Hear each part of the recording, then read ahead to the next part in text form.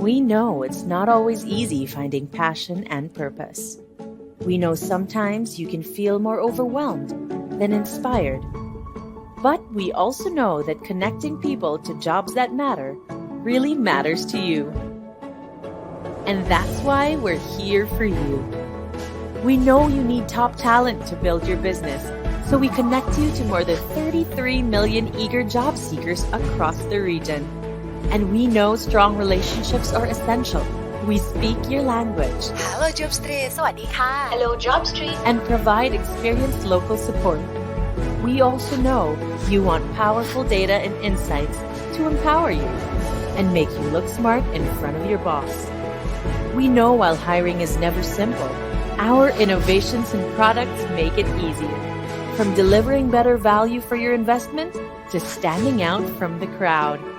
We've got you covered. And we know you like results. We're 3 times more successful at placing talent with employers. How do we know all this? We're your hiring expert and the #1 trusted talent partner in Asia. Start hiring with us now. We know you want to.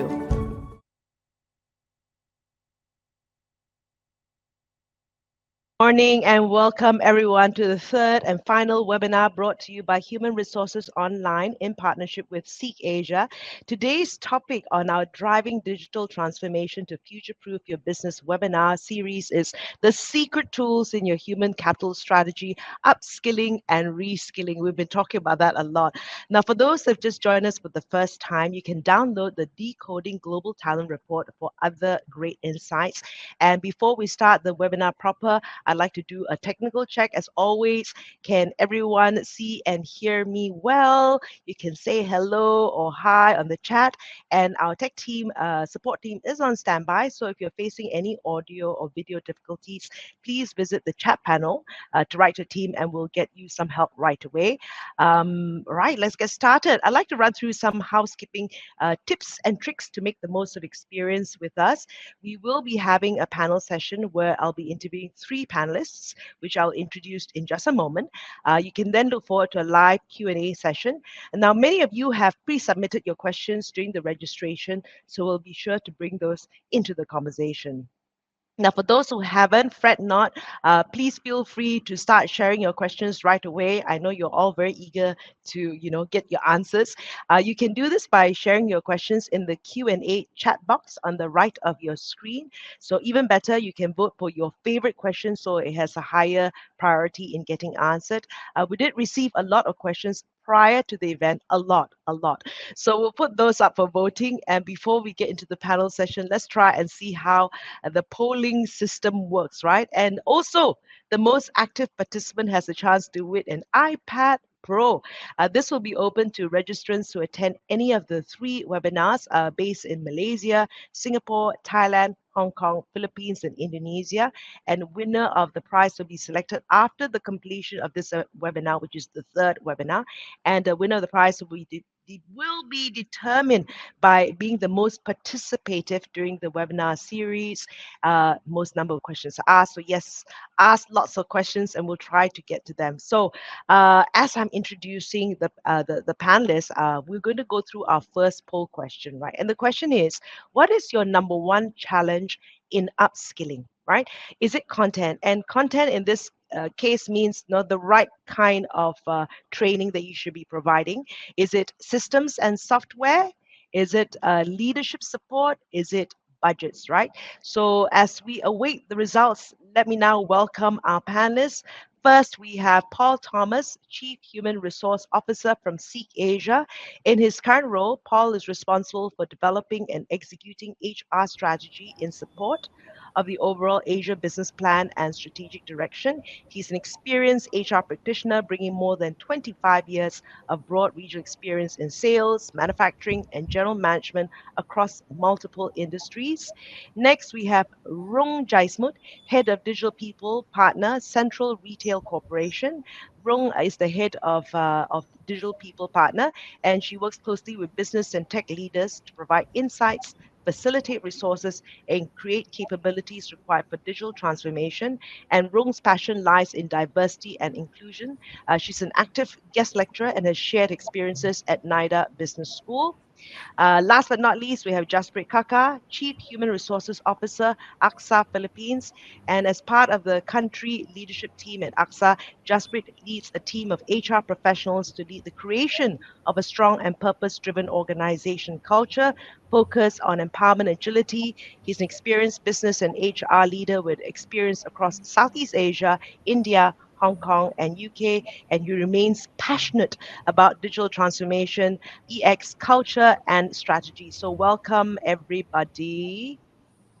Okay, I also have to submit the webinar. So let me have a quick look at the poll results, right? Okay, so I think Rong, she'll try to join us as quick as possible, as soon as possible. But okay, you have let me look at the poll results. Where is it? Oh, okay. Content and leadership support are very high. Okay, content is leading at 71. It's the numbers are still going up, the 71%.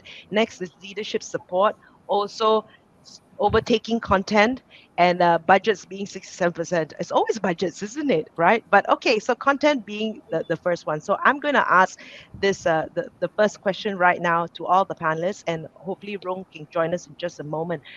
So what is the state of your current skills strategy? What are some of the highlights and lowlights Yes. of All how right, it is perfect. of how it's Thank you. evolved? Rong, welcome. Hi, Okay. hi Hi. everyone. Thank you for joining us. Finally, yes. Okay, this is working in the new norm, right? Technology. And I'm just about to start with the first question, Rong. And what is the state of your current skills strategy? What are some of the highlights and lowlights of how it's evolved from pre-pandemic times? But I'm going to ask this to Jasprit first. Hi, Frida. Can you hear me well? Very well. Perfect. First of all, it's a pleasure to be here. I hope everybody listening in is safe and taking all the precautions. So there's just that note to start on. And to your question, Frida, I think so. The way I would describe the state of skill strategy in AXA Philippines, there are two main elements to it. There is a top-down element. What does my business want? And then there is a bottom-up element. What is it that people are seeking? So top-down, bottom-up, both have multiple inputs coming from it. Top-down, for example, I have my global strategy of AXA. I have a local strategy of AXA. I have the macro environment. And then bottom-up has, people's information from performance management, from engagement surveys, and so on and so forth. So all of this come together for us. And they give us our skill strategy or priorities in two different fields. One, it gives us skills that we need to drive the change, to drive the business forward. So this could be, for us, for example, insurance knowledge, product knowledge. It could be digital, initiatives. It could be customer-related initiatives that we have. So, and everything that we need to move our business forward. And the second, which is probably becoming more and more important even prior to the pandemic times, are the skills that help us cope up with this change. It's because it's an uncertain world. It's a world full of ambiguities. So you need a lot of skills nowadays to be able to just cope up with this change. So this could be things like change management and transformation. This could be leadership storytelling, visioning, and so on and so forth. But also your question was, how has it evolved during pandemic? The things that help us cope with change, mental wellness, resilience, these are the things which are now at the forefront. We cannot survive without these skills in our employees, in our managers, in our leadership. So that's how I would kind of briefly describe the state of skill strategy for us here in AXA Philippines. All right. I'm going to ask this to Paul next. I think the poll results are finally closed, but now leading is leadership support. So as you're answering the question, think about what people are saying as well. So Paul, over to you. Thanks, Frida. Happy to be here. I hope everyone's keeping well. I know different parts of Asia is in different states of lockdown. So in any case, echoing what Jasprit just said, let's all stay safe and stay well. So to answer the question, interesting, Frida, that you mentioned that I was kind of, my hunch was saying that leadership would be pretty high up, right, and that's kind of come true. So what is Seek Asia doing in this space, right? So I guess the right way of summarizing it is still evolving our thinking in this space. The pandemic has basically, created an environment which I think the world over people are trying to grapple with it, and we are no different. We are no different. We are at the core a digital company, and as such, those digital skills is front and center in terms of what we want to build in terms of upskilling and reskilling our workforce. And so there's a lot of interest, there's a lot of support. I'm happy to say that in Seek, we get a lot of leadership support, and it's backed up by budgets as well, something else which was in the poll.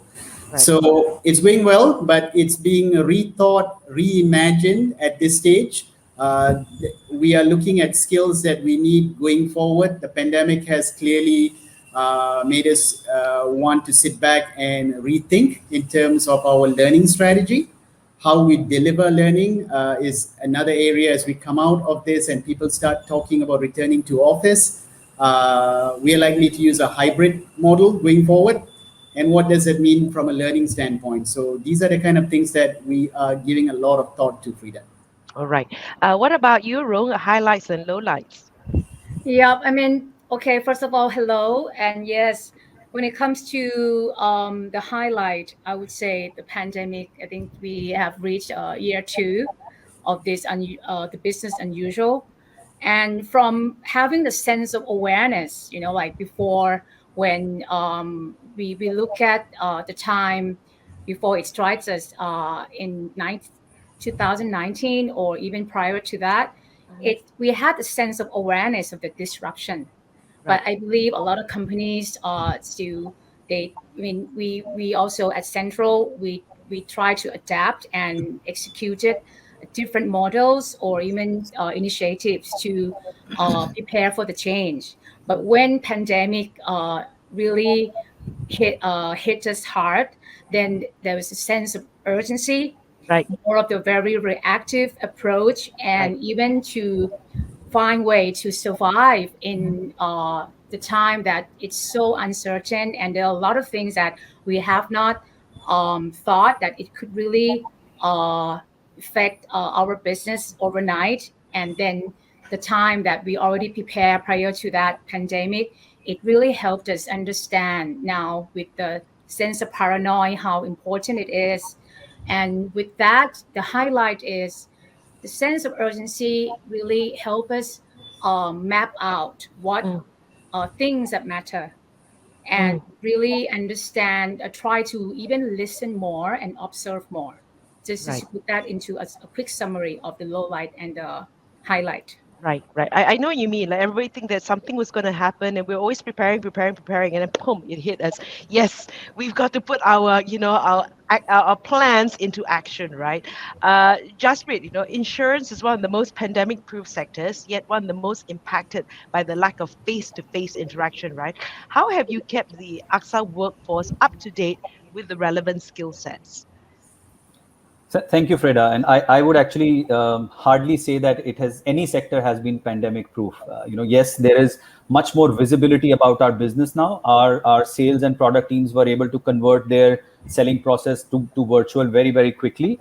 But make no mistakes about it, this pandemic has taken heavy toll on the insurance sector, especially on our employees, because that's our most critical asset is our employees. And having to deal with the virus, having to deal with the workload, having to deal with their children and families and so on and so forth, it's taken a quite a toll. And so in this environment, how have we kept our people up to date on relevant skills? I think there are two parts to your question. So first, how have we kept them up to date? To be honest, it was not that difficult for us in that sense, Freda, because number one, we were already quite ahead in our digitization journey in the last several years. It's been a focus area for us for the last many years, and therefore it was not very difficult for us, for our people to be used to this. All our people have e-learning access already, so we already have a kind of democratic learning offering available to people. Plus, learning as a culture, it's also not new for us. our people now for many years, I think Rung was alluding to this in her remark, we've been preparing for this. We didn't know what we are preparing for, but we've been preparing for this. And Now we our know. people, now we know. And our people realize that, learning is not an option anymore. Even before the pandemic, our jobs were changing on a daily basis. And when our Yeah. maybe not daily basis, that's exaggeration, but you know what I mean, right? Yeah. Each job from one year to the other looked very, very different. So if you don't learn, you will not survive. And therefore we had it in our KPIs of our people to have the learning. So I guess from a culture, skill, capability point of view, it was not that difficult for us. What was difficult, and which was surprising for me from the poll, what was difficult for us was some of the content of the new skills becoming very, very relevant. I mentioned earlier mental wellness and resilience. I probably just take these two and just the importance of both of these topics today is far higher. Well, it was important earlier as well, but the realization is far higher in the last 18 months than it has ever been in the past. Managers having to deal with mental wellness issues of their teams and employees. Never in the past had it been done at this magnitude. So what we did earlier this year globally, actually at AXA, we released a series of short videos on educating all our managers. In Philippines, we covered 100% of our managers, awareness about mental wellness, how to deal with issues, how to have a conversation with your people, and lots of work, around it. And I don't know if I can go on for another couple of minutes, but sure. It's, okay. And the other piece that I mentioned earlier, Freda, was resilience. Resilience today, mental resilience, physical resilience, is probably of utmost importance than it has ever been. So now we've worked with a couple of partner organizations.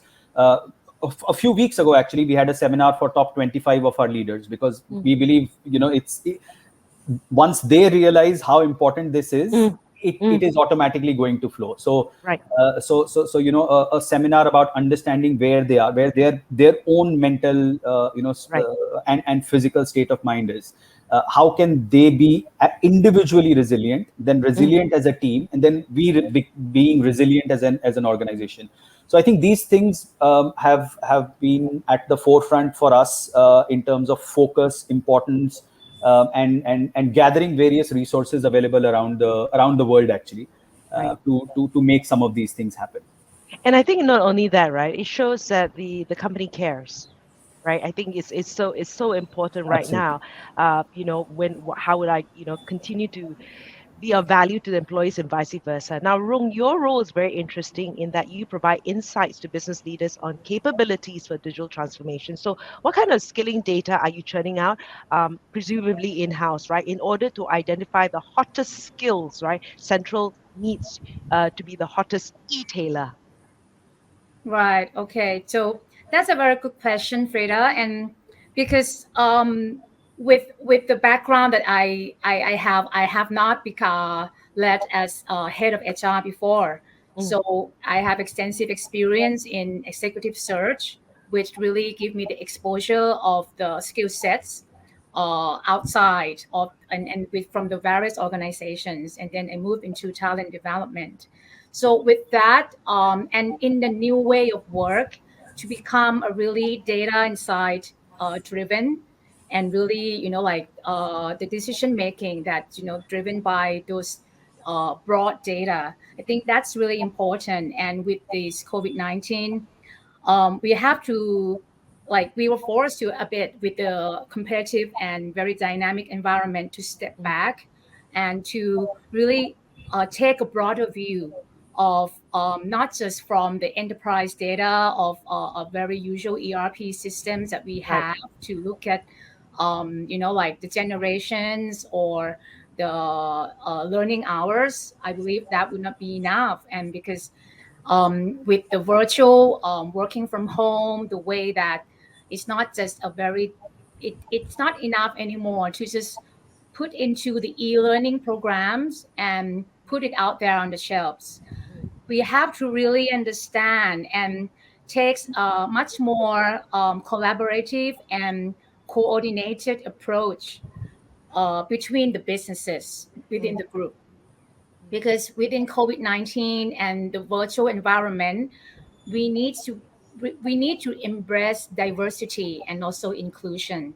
And that when just mentioned about to be able to sense the environment, to be a sensing leader, or even to really work closely with the business leaders to understand, like the kind of data points. But then before going to those data points, I think, and I believe that we have worked it on the how, like how we work with this environment and how can we survive and emerge even stronger after COVID-19, which I believe it will stay with us for the next 2 years.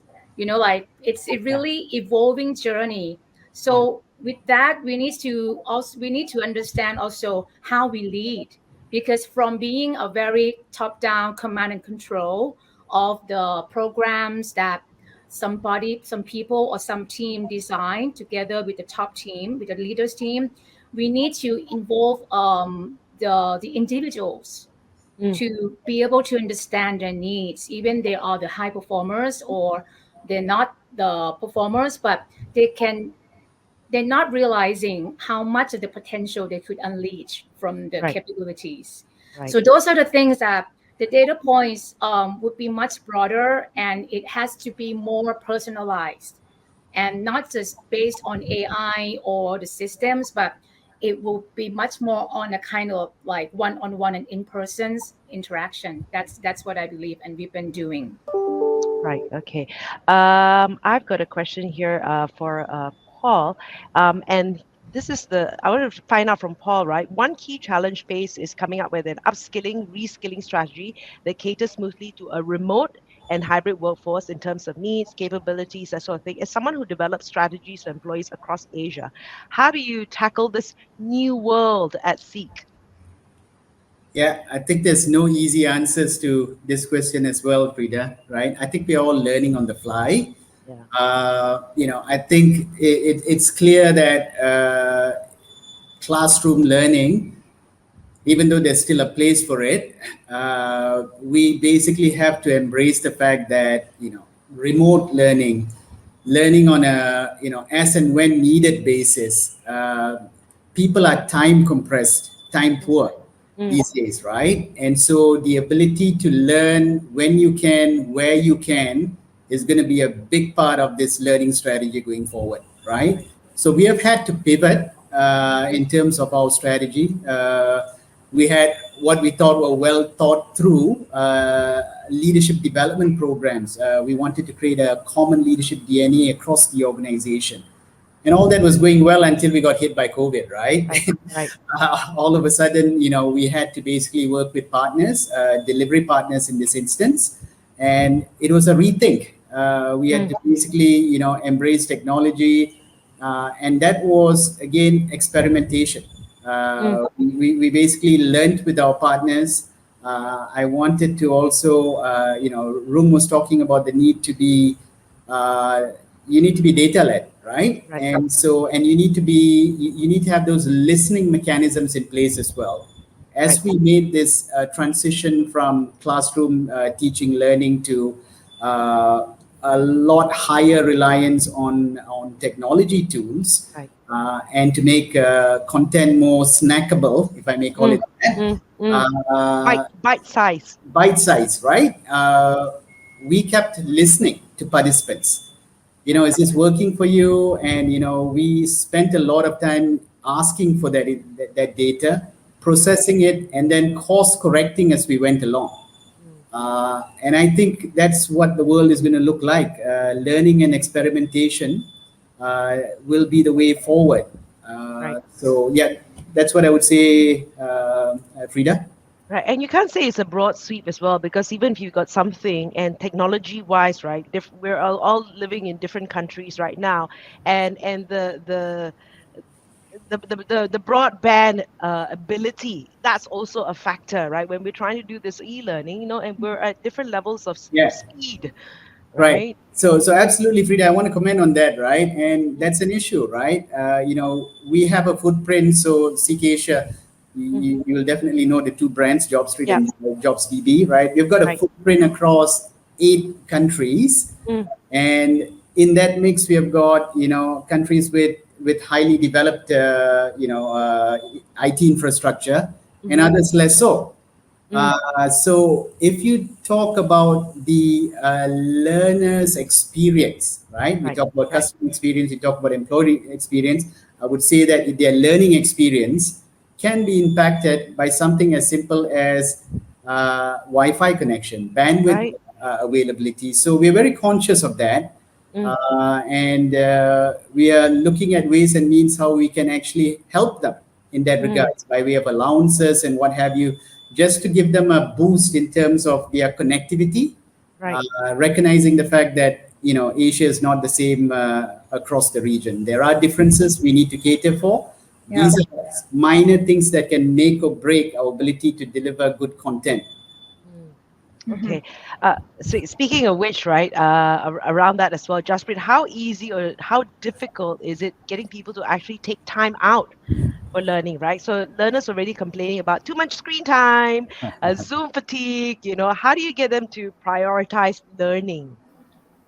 Yeah, absolutely. There is so much conversation about fatigue, Zoom fatigue, MS Teams fatigue.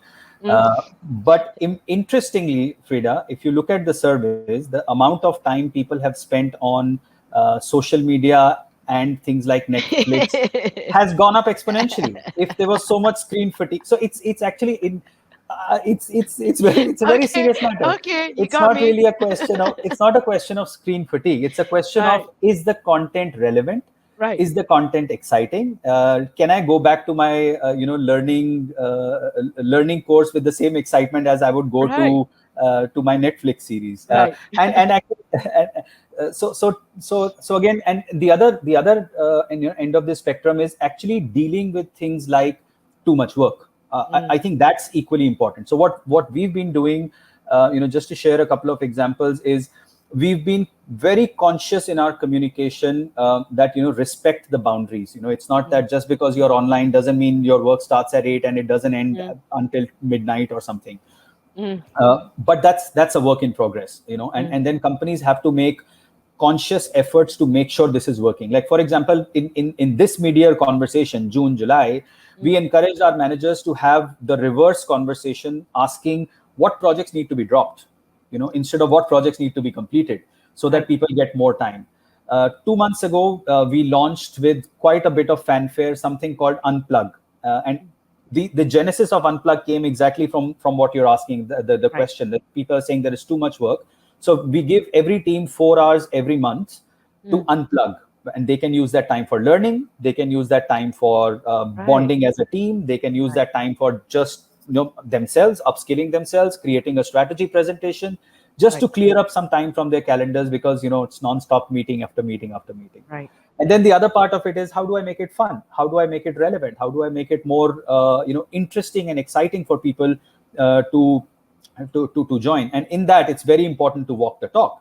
If they see their top management doing it, or their senior leaders doing it, like I did 2 courses last year on digital transformation. Fantastic learning for me. But then we also used it to share that it's okay to take time to develop yourself. And then and we have various programs. We have something called a learning power hour, where there is a lot of fun and excitement around learning. We have really fun quiz-based learning or learning-based quiz, where we will send people some courses in advance, and then there'll be fun quiz, and they can win some goodies, and that creates a lot of energy and excitement. And actually, even before pandemic, we were doing a lot. As I was mentioning earlier, we were doing a lot of these things globally as well as locally in AXA Philippines. So that's kind of helped us make people interested and excited. We've made curated courses for functions. So an IT course will look different than an HR course, than a finance course. And our next step, where I'm sure Seek can help us in some shape or form, is to see how do we personalize it. Going in the direction of hyper personalization. Difficult, but that's where we've set our next site at. Right. And I think maybe what you should start doing is that learning is only available on Netflix, right? And everyone will then make a point to learn. Maybe that's a strategy. Okay, and I'm giving that to you guys, right? But also I think when it comes to learning, I actually took last year and on my own time, right, to learn something that's going to be, design thinking, which I thought was going to be applicable to my life. It's nothing to do with my day job, but it has a lot to do with my day job, right? And I think that's the time that you also invest in yourself. Rong, with the portfolio of in-demand skills changing so fast, right? What's your strategy to support these employees who are at risk for possessing outdated or sunset skills like radio? Just kidding. Why? Wow. This one is has been the hot topic, not just for the pandemic time, but I would say since the technology disruption, the internet and other things that companies across the globe, we all realize about the reskill and upskill and the sunset skills, right? One thing, and like even with those who are very much relevant to the technology or the data knowledge, and they have the capabilities, we need to admit first that we still working in the unknown, Right. because of this like the new way, and it's a new reality. But then for those who I think it's also with the objective, and at first we really need to understand and to sync the business strategy with the way that we would develop our human capital.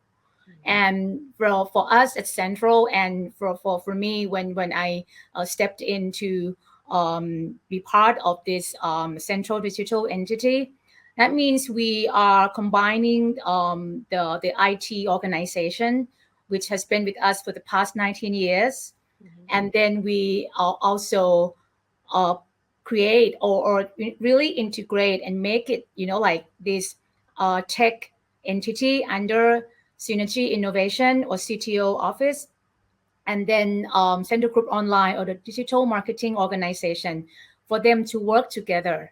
Definitely, there will be some people who have been with us for the longest time that, like maybe they are working on certain things which has been evolved with the retail systems, but then they hold so much of the insights and the knowledge of the different stages of the businesses and the market.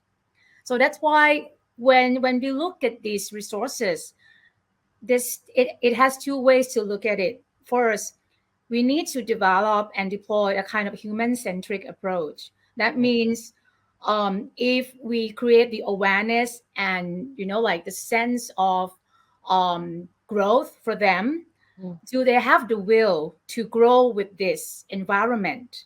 Because then it's going to be very hard when it comes to being able that we try to top down, but then not really understand and to be sensible about the environment. Because the new teams that come in, they know the technology, but they might lack the pieces that's so important.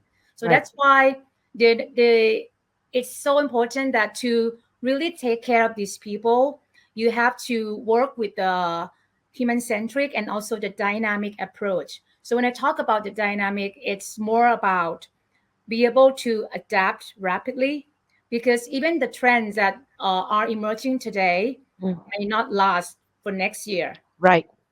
Or you have to really leverage among your domain experts within your communities in the organization or outside the organization. Like here we have a team together with the HR, and we call this as a PMO team, to always benchmark about the gaps and the challenges between our internal organization and the external.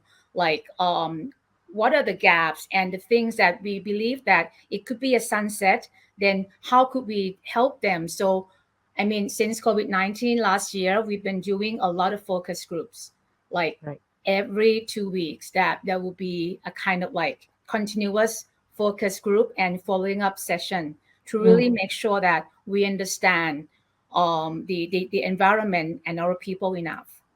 Right. Okay. Okay. Human-centric and dynamic approach. And so it's like, there are people with the skills and then there's technology, but you also don't want to lose that as well To because there's find the some balance, yes, find of that the balance, right? insight and the knowledge that they bring to the table. And Right. with the technology piece, you need to really find the balance. Mm, Yeah, because at the end of the day, human, it still play at the top when it yeah. comes to relationship and the kind of Right. emotions Right. that the world needs today. Right. Yes, we do. Paul, in your view, what are the must-haves and nice-to-have leaders should note when adapting their learning strategies to the new normal? Yeah, Frida. So this is a fascinating discussion we are having, right? Yeah. And I just wanted to echo some of the things that my fellow panelists have been talking about, right? In this new world order, cliched as that may sound, Mhm. right? You need, Rome talked about balance, right? Jasprit talked about the fact that, look, there's both the hard skills and soft skills that we need to be aware of, right? They're both evolving, right? And they're both evolving in a manner which the pace of it evolving is at a rate which we never expected. The pandemic has basically just turbo boosted this, right? And in a strange way, I think, it is forcing us to be in a state of preparedness that we never were in before, right? So that's good. I view that as good. I'm a glass half full kind of person, right? So in terms of what is required, the need to have and nice to have, for me, it's a combination of both soft and hard skills that we need to find ways and means to embed into our workforce, right? So in terms of the soft skills, Jasprit talked about the fact that, coping strategies, right? Mm. We talked about Zoom fatigue, and Sik's done a whole bunch of things. We had something similar, Jasprit. We had a switch off day. So that was just to cleanse ourselves from Zoom. We use Zoom, right? Not a pitch for Zoom, right? I like Microsoft Teams as well. And so it was just so necessary. We took 6 weeks off where we said that we're going to stop all cadence meetings. Right. And we basically told managers and teams, go away and think about, are these meetings necessary? Can we make a 2-hour meeting be a one-hour meeting, or can we make it disappear altogether? Can we merge? Can we eliminate? So, and the team came back with all sorts of ideas, right? So what's the lesson there, right? Listen and involve your people as we co-create this future that we are looking at, right? Right. So resilience, mental health, stuff that Jasprit talked about, right? That I would put in the bucket of the soft skills that are need to have, right? And digital skills, we are a digital company, right? Is something that, we absolutely need. And that applies for, even if you're not a digital/tech company, that's required, right? So that's what we are helping. So I'm of the belief that, people generally have got a willingness to learn new things. Okay. And we as a company need to basically enable that, right? Right. And so we are looking at both sides of the equation, the soft skills and the hard skills. So for me, that falls into the need to have. And we need to be consciously aware of these two dimensions as we try to address this, I guess, this learning strategy going forward. I'm not sure what's nice to have, but those are definitely the need to have. In my mind. Okay, I'm gonna. Can I make a quick comment, sure. Frida? Thank you, Paul, for sharing that example of 6 weeks off of cadence meeting. And I think I can relate this to some questions being asked on the chat box as well, because this kind of an initiative requires strong management support. It cannot happen. This is not an HR engagement program that can run by you and your team. So first of all, congratulations to you guys for making that big step. And I think there is a lot of information and data now available for people to be able to go and convince their top management so that they wake up and smell the coffee if they are not already moving in this direction. So just to answer several questions on this topic, use data to your advantage. There is a lot of data available, a lot of research available now on this topic, which really highlights how all these things are necessary, how slowing down is necessary, how resilience is necessary, and and therefore the associated investment in it. So I just wanted to make that comment and congratulate Paul and his team. I got one final question before we open the floor for questions, because we have a lot of questions and I know they're very keen, and it's not just to win the iPad Pro, I'm sure. And just a comment as well, Paul, you were saying, Zoom fatigue or whatever the fatigue may be. So when you stop doing that, please don't go to Netflix, because you're going to get tired from that as well, right? So, okay. So just a final question, and then we'll open the floor. If you had a magic wand and there's one skill that you could magically build into your entire workforce from frontline to leadership, what would you pick? I'll get Paul to answer first. I think no surprises for me. It's resilience, and I'll be cheeky and add adaptability. Okay, Jasprit? Resilience all the way. And Rong? Yeah, I mean, I will not repeat. So I would add for the ability to have a growth mindset every day, like, to have a great and growth mindset at all time, because in this type of environment, we could be really depressed at some points, because a lot of problems, and at certain point, we need to allow ourselves to be vulnerable, because otherwise, resilient, it's super strong as a weapon, but on the other side, vulnerability, it's also a weapon, can be a very powerful weapon as well, if you know how to connect and engage with that skills. Yeah. Right. Okay. Okay, we're going to open the floor for questions right now. This is one here from Nurul Afni. She says, how can a company manage upskilling and reskilling in this difficult time and tight budget? Always that fine line. Jasprit was nodding, so I guess I'll give this to Jasprit first, and the rest can add on. I think it's really about prioritization. For me, a quote that I heard in one of the podcasts, it always stays with me, that it's never that I don't have the money for it, or it's never that I don't have the time for it. It's always that this is not my priority, and therefore I will spend my money somewhere, or I will spend my time somewhere else. So I think that's the most important thing. And as I was saying earlier, there is enough and more available now to make a case for investment in this. But also, very importantly, we lose sight of the fact that a lot of other parts of our business are actually running on much lower expense now. Nobody's traveling. When we used to have trainings in the past, especially the leadership trainings, there used to be more expense on travel than on the training itself. So all of that has gone away, at least for the foreseeable future, that has gone away. So we make a lot of saving over there. Where do you want to put that money back in? You invest in. Again, it goes back to the question of as a business, what is your priority? Is taking care of your people your priority? Is helping your people learn and grow your priority?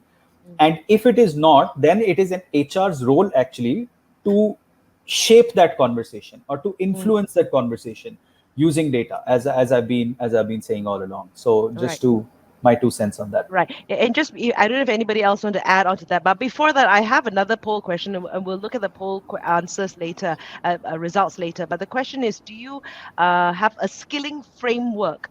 Right. So this is our question at the moment. Yes, no, it's in the pipeline for launch. It's not as formalized as we would like. So if you can go to the poll questions, and in the meantime, I'll continue with the other questions as well. And I also have to take part in the poll. Okay, fine. Okay, so anybody would like to add on to that first question, or yes, if I may, right? Yes. In addition to what Jasprit just mentioned, right? When you have scarce resources, in this case, money, budget constraints, right? I think you need to make sure that whatever content you're developing is relevant. That may sound very obvious, right? Right. And to what Room was saying now for the last hour or so is you got to make sure you got the right data to back up the decisions you're making in terms of what type of training to provide your people.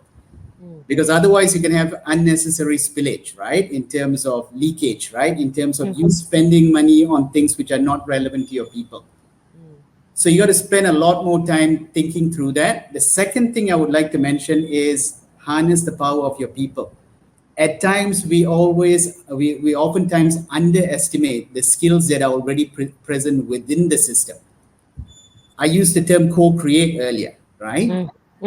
So the default setting is either, people in the HR function basically goes and creates training programs, or they basically go and partner with a training provider to develop that, right? I think it's time we also look at skills within the organization and how we can co-create with those resources that are already within the system. And the bonus of doing that is there's skin in the game, right? Yeah.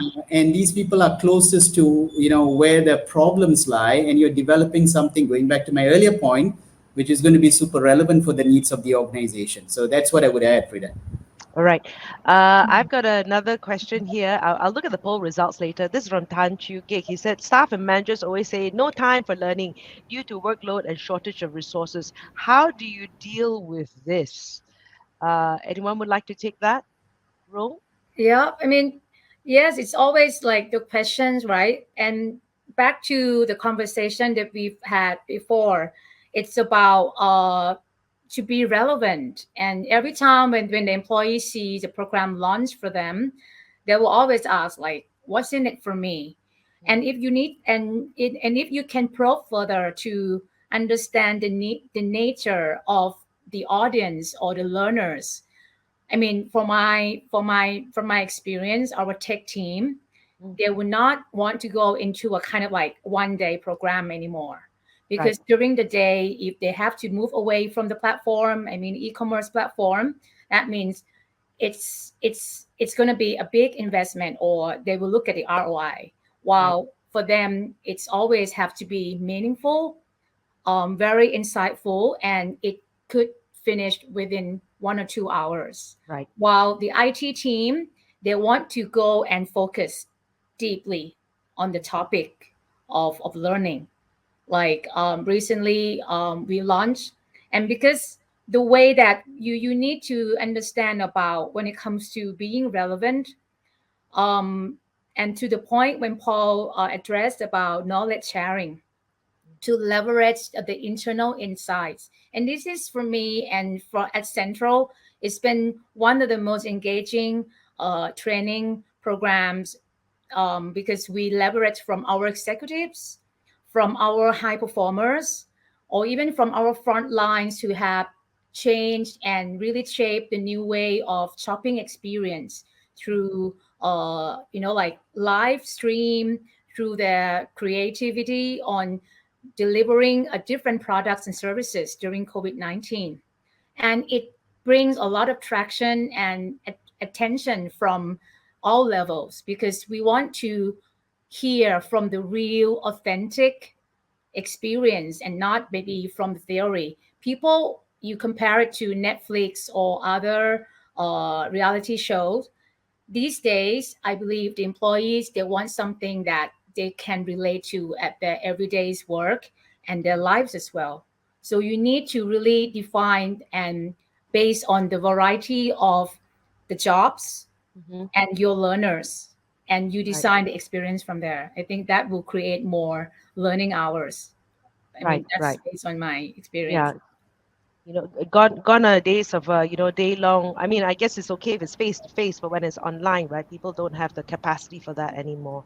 Paul, you wanted to say something? No. Yeah. I just wanted to say that, so when I think training, I think content. So, and content can be like what Jasprit mentioned, it can be Netflix content. That's content as well, right? And I was just reflecting on what Jasprit said. It's true. People say that they are Zoom fatigue, but at the same time that they think nothing of, at the end of 10 hours of Zoom, they go, binge watch for the next 5 hours Netflix, right?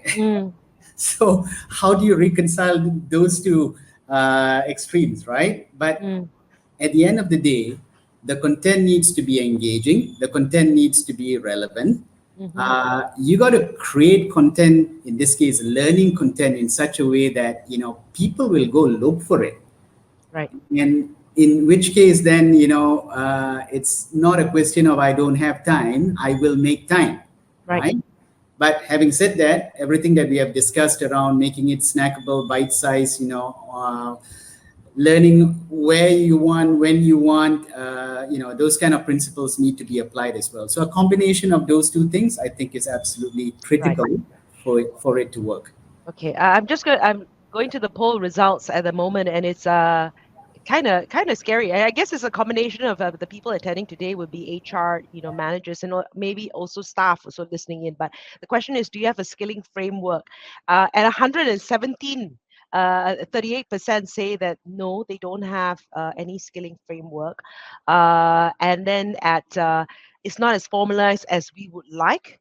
Right, that's at 34%, and at 19% after that, 18% is that yes, they have a skilling framework. So that's that's only less than 20% that has a skilling framework, right? And so it's in the pipeline for launch. That's nice to know at 27%. So on the way, like as they say, Malaysia akan datang, is coming, right? So that's any thoughts around that?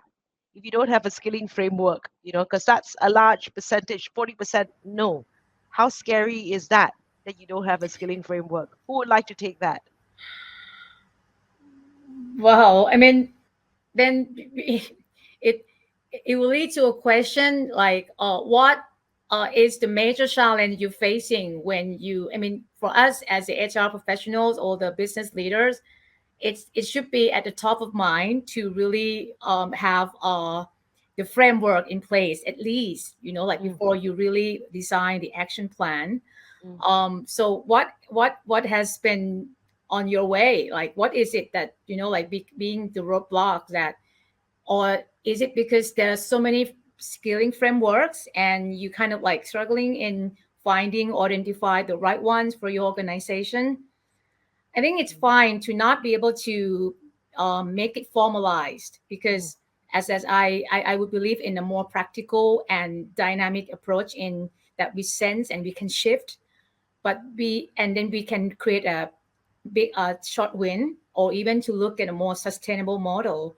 But then, yeah, I mean, but if no, and that's the majority, there will be more questions to probe to understand. Right. Okay. And leading to what you just said, Rong, I'm going to ask these questions that have come out. And I'm going to combine the questions. Keith Chi and Tan Chu Gig, he said, how do you manage the transition of the responsibilities of the employee when reskilling, upskilling them? And to continue with that, right, he says, how do we change employees' mindset about the importance of upskilling and to have continuous learning even during this difficult period? It's scary when you don't think you need to learn new skills during this period. But yeah, how have you, I'm sure you've experienced that, all of you, like, I'm just stuck in my ways, I'm not going to learn new things. How do you manage that? I've always done it this way, Jasprit. Yeah, sure. It's a great question, and thank you for highlighting that question, Frida. I think one, even prior to the pandemic, so for example, to encourage or to make people realize that continuous evolution is required. We used to run a very comprehensive program, and at the beginning of that program, either me or one of my colleagues used to give an opening talk, and in that opening talk, I used to show them the video of the launch of Google's Duplay, I think 3-4 years ago, something like that.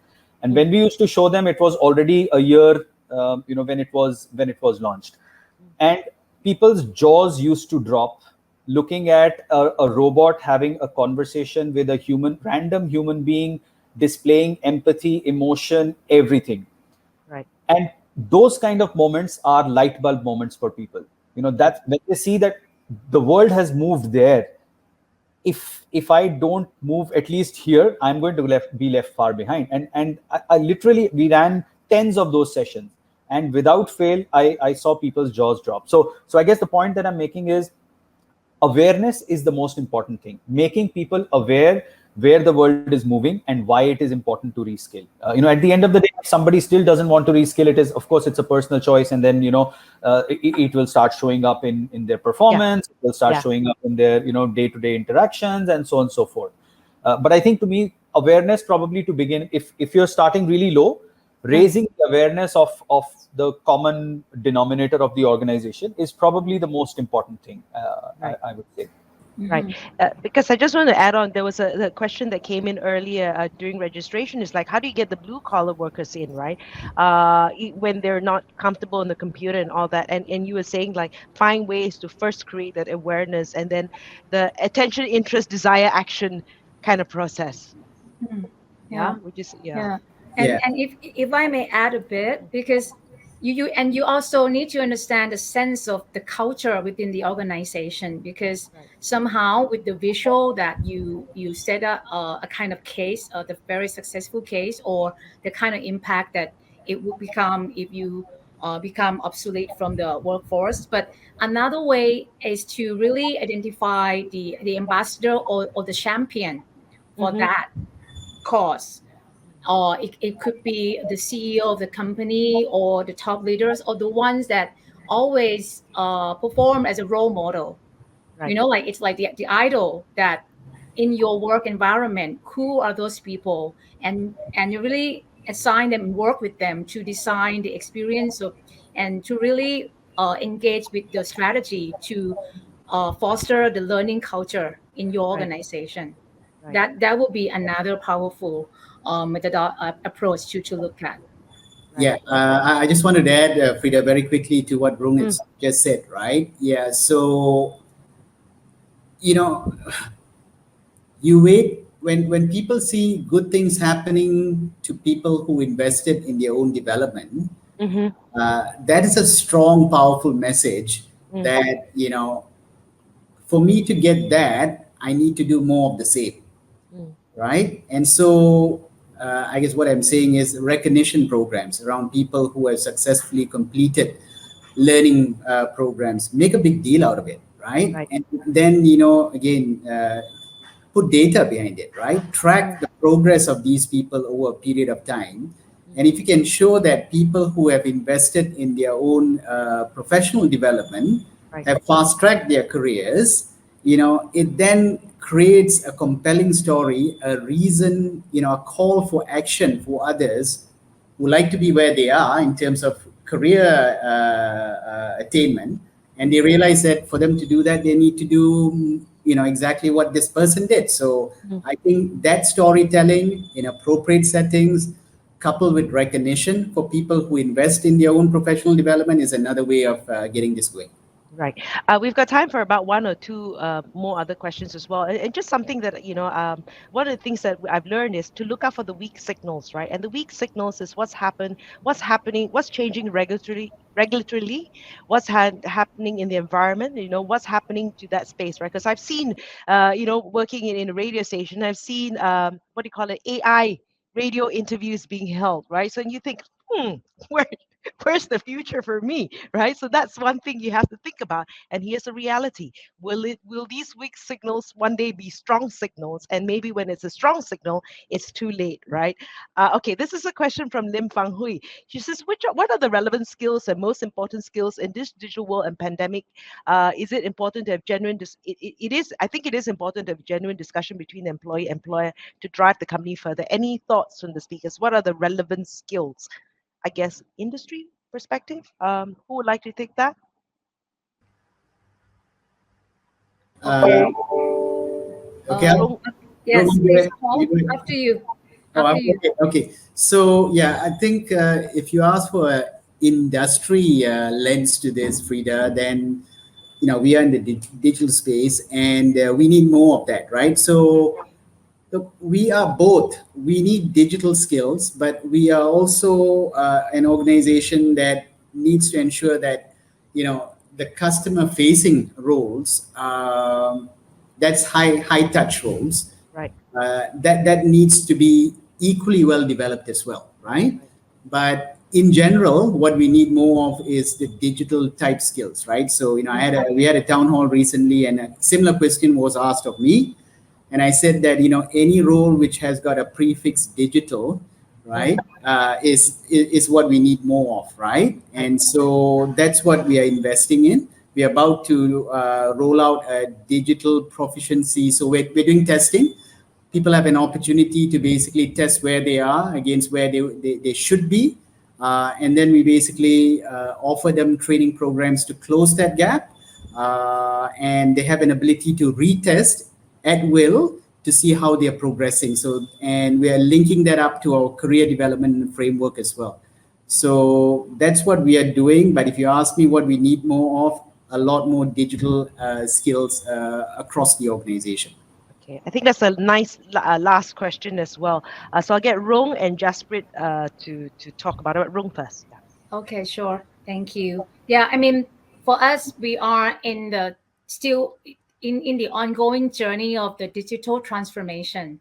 So with that, we have hired a number of experts in the field to join us, which I would believe the technology skills and the cognitive skills that they will bring to design the whole space with us.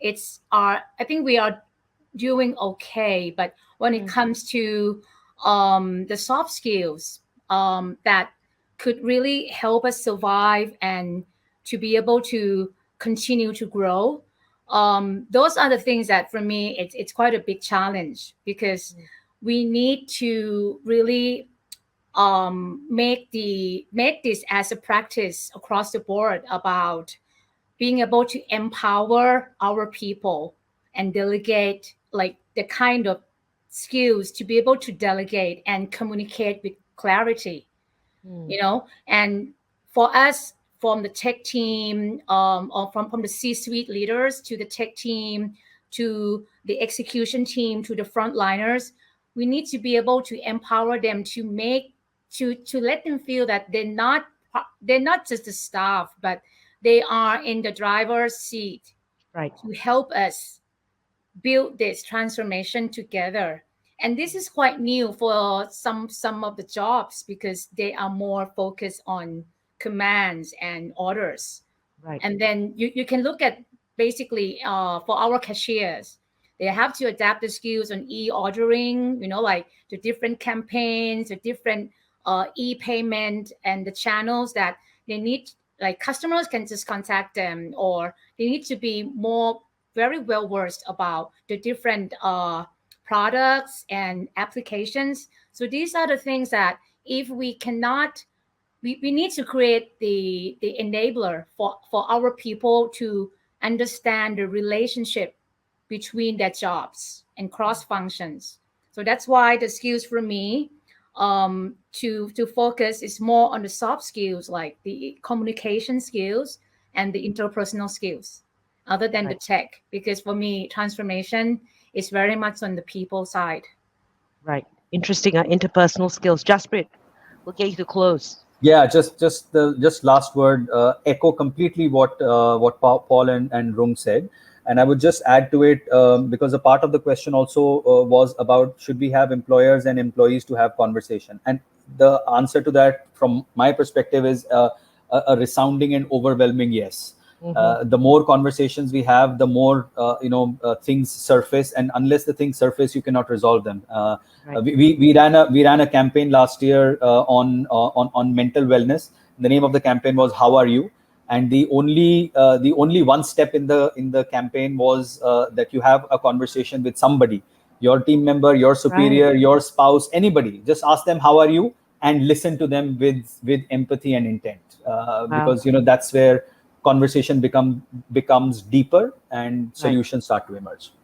Right. Thank you so much, everybody. Paul, Rong, and Jasprit. We have run out of time. We've actually gone over time. So thank you, everyone, as well, with all your questions. And so for me, the some of the takeaway was, the human aspect is really important. Be human, the human centric, and it's dynamic. It's going to be changing every day, but be prepared for that growth journey. Now, if you have any more questions, please go to seekasia.com and visit the employer's blog. Remember, you also have a chance to win an iPad Pro if you have attended any of the 3 webinars. The winner of the prize will be selected after the completion of this webinar, which is the 3rd webinar, and the most participative audience member will be winning an iPad Pro, and he or she will be reached out a week after this webinar by HRO via email. So and Seek Asia will ship the prize to your doorstep. So the lucky person, look out for that email happening in a week's time. We also have a survey for you to fill, so you can see the link to the survey. Please head on over there and give us your feedback so that we can make these sessions more beneficial for you. Thank you again to all our panelists and everyone joining us virtually for being with us today. We hope this session has given you some HR insights, as this is a crucial component in any organization. Definitely gave me a lot of insights. A reminder that you can download the Decoding Global Talent Report to get more insights. And I just want to tell everybody it's Q4, right? So let's make the rest of the year, which is about 90 days before the year ends, fruitful and productive. Until then, have a wonderful rest of the day. And as always, stay safe. Thank you very much. Thank you, everyone. Thanks, Thank you. Thank you. Thank you, Frida. Bye. Thank Bye-bye. you. Thank you, Frida. Bye. Bye.